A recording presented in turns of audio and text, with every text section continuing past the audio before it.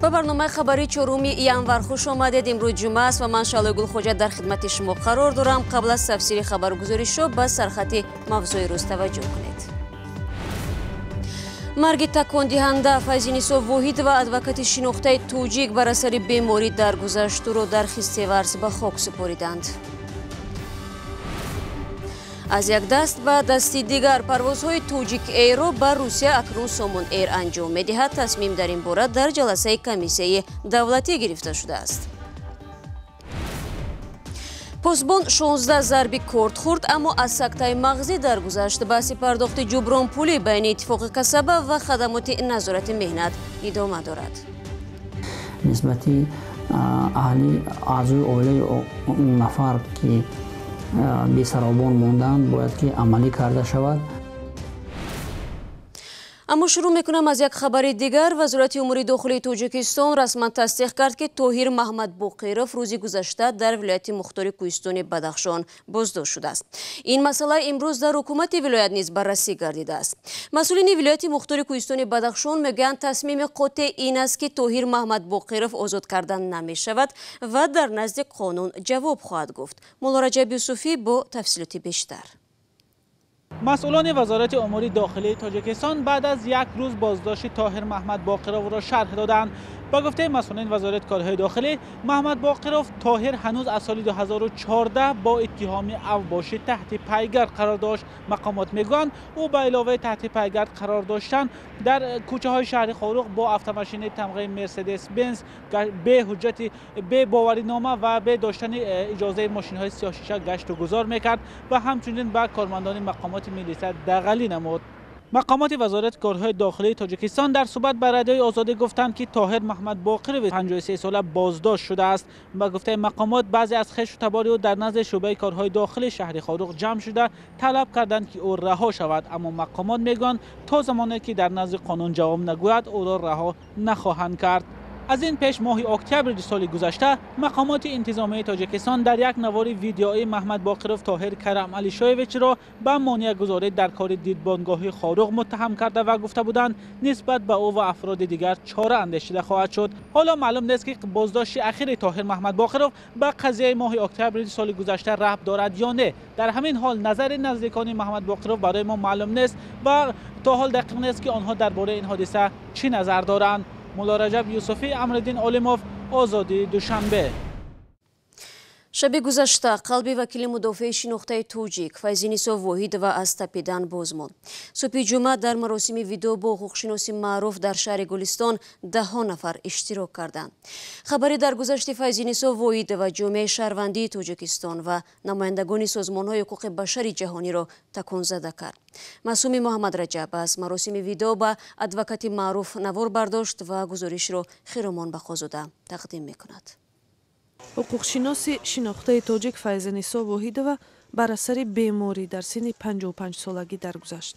او را در آرامگاهی نزد مسجد گنبد جماعت خیستیورز ناحیه باباجان غفورов به خاک سپردند. نزدیکان وکیل دفاع گفتند که او ساعت 2 صبح 4 январ در بیمارستان شهر خوجند درگذشت. با گفته خویشاوندان فیض‌نیسا واحدова تخمینا 2 هفته اخیر از بیماری پنیومونیا یا ورم شوش رنج می‌برد و بنابر همین در بیمارستان بستری شده بود. او در بخش احیای بیمارخانه طبابت می‌گرفت و شب گذشته حالش بد شد و طبیبان نتوانستند جان او را نجات دهند. خبر مرگ فیض‌نیسا واحدова را نمایندگان جامعه شهروندی یک تلفات بزرگ نامیدند. نمایندگان جامعه مدنی میگویند حضور شخصیت‌های مثل فیض‌نیسا واحدова در جامعه تاجیکستان برای مردم آزاداندیش در این کشور روح توان می‌بخشید. پژوهشگر مسائل آسیای مرکزی در سازمان دیدبان حقوق بشر یا هیومن رایتس واچ استیو سویردلوف گفت از شنیدن خبری درگذشت ناگهانی واحدова تکان زده شد. او به حمایه حقوق ژورنالیست BBC اورونبای عثمانوف پرداخت که در داشتن ارتباط با گروه افراطی از جمله حزب التحریر متهم میشد. اکثر حقوق شناسان از چنین پرونده ها خودداری میکردند، ولی او یک شخصی با جسارت بود. ژورنالیست را حبس و شکنجه کردند. همان زمان که واحدова او را پیدا کرد و به حمایتش پرداخت، در 24 ساعت توانست این خبر را به جهانیان رساند. تمام جهان خبر یافت. بعد این ژورنالیست به من گفت که هنر واحدوف در جلب توجه به این بی‌عدالتی توانست او را نجات دهد. خبری در گذشت فیض‌نیسا واحدوف و فعالان جامعه مدنی و همکاران او را در تاجیکستان افسرده کرد. آدم خود را دریغ نمی‌دانستم. من یاد دارم که دائما شهروندانی که و یگان حمایه مردم محتاج بودند دائما یاردم می‌کردند. در مقامات‌های حفظ حقوق شهروندان را حمایت می‌کردند. آنها را من در یاد دارم که آنها را از زنهای سودها آزاد می‌کردند. اما مردم همین را نقض می‌دونند. فیض‌نیسا واحدوف در ناحیه باباجان غفوروفی ولایت سوخت به دنیا آمده سال 1986 دانشگاه دولتی شهری مسکو را با اختصاص حقوق شناس ختم کرده است. از سال 1995 به حیث ادوکات یا وکیل دفاع کار میکرد. خانم واحدوف در بحث چندین پرونده های پرسر و صدا از جمله سوءقصد به جان رئیس جمهوری تاجیکستان در سال 1997، پرونده صادق محمد آخونوف یا رهبر کارخانه پخته ناحیه جبار رسولوف، قتل رئیس بازار جماعت چارکوه ناحیه اصفره، پرونده های طرفداران سرهنگ شورشی محمود خدایبردیев اشتراک کرده است. رو می‌آوریم به موضوع دیگر. شرکت دولتی توجیک ایر اعلام کرد تا انجام موسم تیرماه و زمستان که معمولاً تا ماه مارت ادامه می‌کند پروازهایش را هواپیماهای شرکت خصوصی سامان ایر اجرا خواهد کرد. خدمات مطبوعاتی شرکت توجیک ایر 4 ینور گفت جهت انتقال مسافرانش به سامان ایر سازش حاصل شده است. همکارم عبدالله شورف این موضوع را پیگیری داشت و حالا من به او رو می‌آورم. سلام عبدالله، خب قطع و تقدیم پروازهای توجیک ایر با سامان ایر چی معنی دارد و آیا معلوم است که چرا چنین تصمیم گرفته شده است؟ سلام شهلا، تصمیمی به شرکت سامان ایر دادن پروازهای توجیک ایر روز 3 ینور پس از یک جلسه کمیسیه دولتی گرفته شده است. این کمیسیه قرار است تا یک ماه دیگر تقدیر شرکت دولتی را حل کند. رهبری این کمیسیه دولتی را قاهر رسولزاده سروزیر تاجیکستان بر دوش دارد و خود او نیز در جلسه روز 3 ینور شرکت داشته است. یک همصحبت آگاه رادیو آزادی گفت وضع مالیوی شرکت توجیک ایر خیلی نگران کننده است و در نزد کمیسیه دولتی وظیفه گذاشته شده است که از این دو گزینه و یا واریانت یکی را به حکومت پیشنهاد کنند. واریانت نخستین این مفلس و یا بانکروت اعلان کردن توجیک ایر، واریانت دو در صورت اصلاح پذیر بودن وضع آن دوباره همراه کردن توجیک ایر به فرودگاه بین المللی دوشنبه و به همین شکل ادامه دادن کارش. انتظار می رود کمیسیه دولتی در مهلت یک ماه آینده وضع شرکتی توجیک ایر را تحلیل کرده خلاصه خود را در مورد تقدیر آینده آن به حکومت تاجیکستان پیشنهاد کند. ولی عبدالله، سوالی از همه مهم، آنهایی که از توجیک ایر الکی چیپته و یا بلیط خریده بودند چی باید کنند؟ مسافران خط سیر دوشنبه مسکو و برعکس از حال می توانند خاطرجمع باشند چون هواپیماهای سامان ایر اکنون آنها را به مکان می رسانند. خط سیرهای دیگری توجیک ایر به سمت‌های روسیه نیز در فرصت‌های کوتاه از سوی سامان ایر اجرا می شود. ولی بازم عبدالله، چرا یک بار کاری یگانه شرکت دولتی هواپیمایی تاجیکستان قطع شد؟ علت در چیست که این شرکتی زمان بزرگ و موفق به چنین حال رسید؟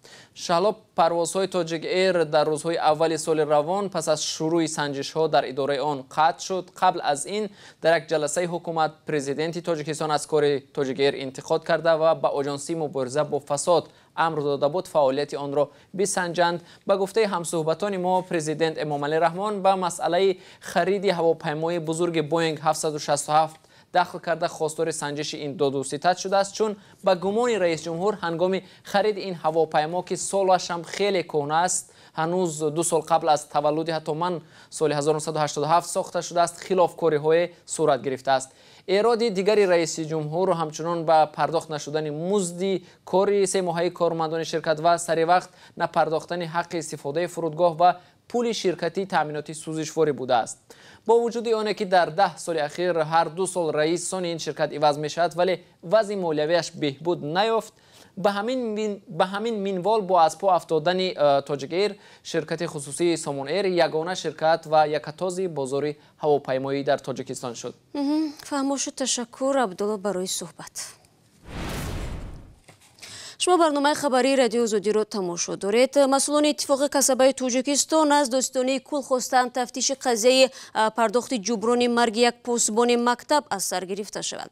آنها فوت ساکن شهر ترسونزاده را همچون در استحصال ارزیابی میکنند، در حالی که خلاصه خدمات نظارت در ساحه مهنت به این قضیه دیگر است و طبق آن مرگ پاسبان گویا به جای کارش ربطی ندارد.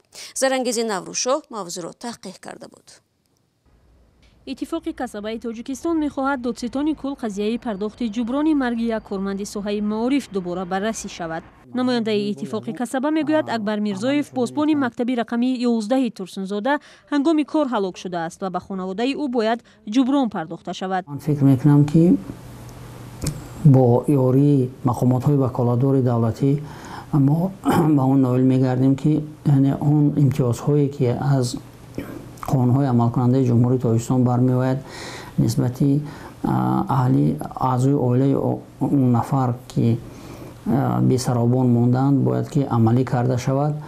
اکبر میرزایف پاسبان 53 ساله مکتب نیمه شب 30 مارس در جای کارش 16 ضرب کارد خورده است. او بعد از 4 ماه فوتید. طبق بند 343 کودکس مهنت هنگام فوت کارمند ضمن اجرای کار بر علاوه به کمک پولی فرزندانش باید به خانواده او به اندازه 60 ماه کاری کارمند کمک پولی یک دفعه‌ای پرداخت شود. اما خدمات نظارت در ساحه مهنت، مهاجرت و شغل اهالی با ادعای اتفاق کسبه و خانواده پاسبان کشته شده راضی نیست. مسئولین خدمات با تکیه به خلاصه تشخیص طبی و شهادتنامه فوت میگویند اکبر میرزایف بر اثر سکته مغزی فوتیده است. حقیقت همین گونه است و از سکته معاینه سر فوتیدگی است، لیکن من فکر می‌کنم این از همون زخم برداری که در جای کارش برداشت شد نتیجه همون بود. خانواده مرحوم میگوید اکبر میرزایف تا زمانی حمله مشکلی صحتی نداشت. همسرش زلیخا میرزایوا گفت بعد کارد خوردن او سخت عذاب میکشید. خودش جواب گفته کاغذ آخر نشته هم تا جواب خودش گفته از زبان من خوشان گپ زدن. به گفته او پس از فوت سرابان عائله زندگی برای او و فرزندان سخت و سنگین شد. بچه‌م 8 برو آورده گفتم که 9 برو آوردم. من استلوایده کار کرده گاوی هم اویلکش میتیه گو نمیتیه. شمشاد کوگانوف رهبری مکتب تحصیلات عمومی رقمی 11 در جماعت نواباد شهر ترسونزاده که اکبر میرزایف در آن پاسبانی میکرد میگوید او بعد از حمله در مکتب دوباره به پا خیسته بود و نیت داشت به کار برگردد. خودش گفته بود که اگه کم ترک دیگه وای کنه بعد کار دام میبرم گفته است یا کمی خیلی شید. خب با اویلاش ما دیدیم وضعیتی وایش اویلاش با در مکتب خدمت همچون فروش حاضر یک نیم واحد کاری با کار قبول کردگیم. مسئولین اتفاق کسبه که برای پرداخت شدن جبران به خانواده پاسبان تلاش دارند میگویند اگر دادستانی درخواستشان را اجرا نکند به دادگاه مراجعت خواهند کرد. برنامه را ادامه میدیم.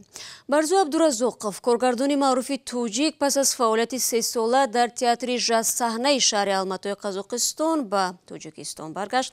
همکار ما علیشیر ظریفی در یک صحبت ویژه و فراگیر از برزو عبدالرزاقов پرسید که اگر امکان ملاقات با پرزیدنت تاجیکستان را می داشت چی می گفت؟ ببینید پیش از همه میگفتم که دانید که اون مملکتی که شما راهبری میکنید و دوست میدارید من هم همونقدر دوست میدارم. برایش همونقدر میسازم که اگر چقدر که شما میسازید همونقدر من میسازم. اما بیاید یک کار کنیم. من میگفتم 5 سال مهلت دید من یک مقدار پول دید و آزادی دید و بعد از 5 سال تئاتر تاجیک نمیشناسید. سطحش خیلی بلند میبردیم. فقط برای من آزادی دید و 5 سال مهلت دید.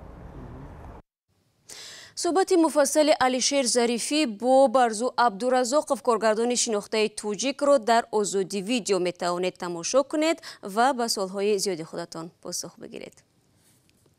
15 دقیقه که در اختیار داشتیم به پایان میرسد. تفصیلات گزارش‌های روز در سامانه ما www.azadi.org و صفحه هایمان در شبکه‌های اجتماعی دسترس است. آزادی ویدیو نیز نوار گزارش‌های دیدنی رو برایتان پیشنهاد میکند. فراموش نکنید که ما فردا برنامه خبری نداریم، اما نوید بامدادی تقدیمتان میکرد. تا ملاقات، خدا نگهدار.